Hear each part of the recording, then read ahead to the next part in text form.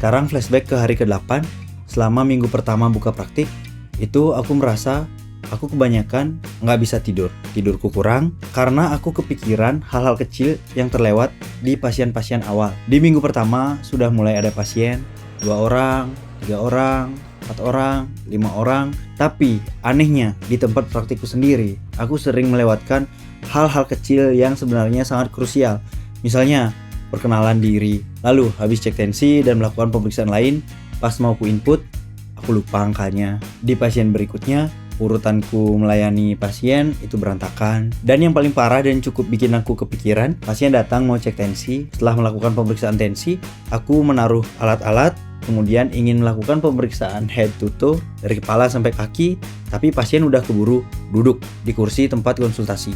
Dan aku ikut duduk. Habis itu melakukan pemeriksaan darah sederhana, dan hal yang terpenting dari menegakkan diagnosa yaitu pemeriksaan fisik lengkap itu kelewat. Entah pasiennya sadar atau enggak, dia tiba-tiba bangun dan duduk, dan aku juga enggak protes karena pasiennya langsung duduk. Itu cukup membuat aku kepikiran sepanjang malam. Saking capeknya kepikiran, aku tidur, lalu bangun lagi jam 6, buka praktik pagi, dan lanjut seperti itu terus. Karena belum menyerah dan tidak mau diganggu oleh perasaan-perasaan bersalah karena hal-hal kecil yang lupa, mulailah tercipta sang SOP, standar operasional prosedur, yang semakin hari aku perbaiki sampai aku rasa cocok sesuai dengan aku. Kemudian itu tidak hanya berlaku di SOP aja, tapi di hal-hal lain. Dari pasien ke pasien yang datang, itu selalu ada hal yang bisa aku koreksi.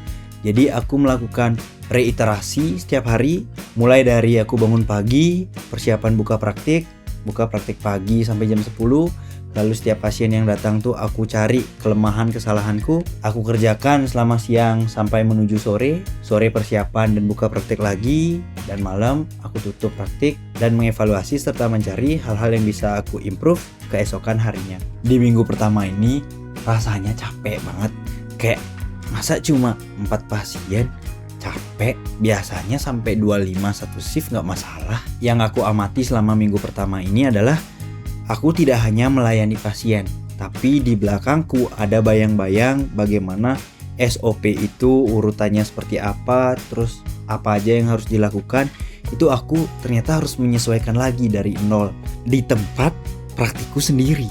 Itu aja sih di hari ke-8 yang bisa aku highlight, dan rasanya seru. Mantap. Sama saya Remo Wintara, berpetualang menaklukkan dunia. Salam sehat.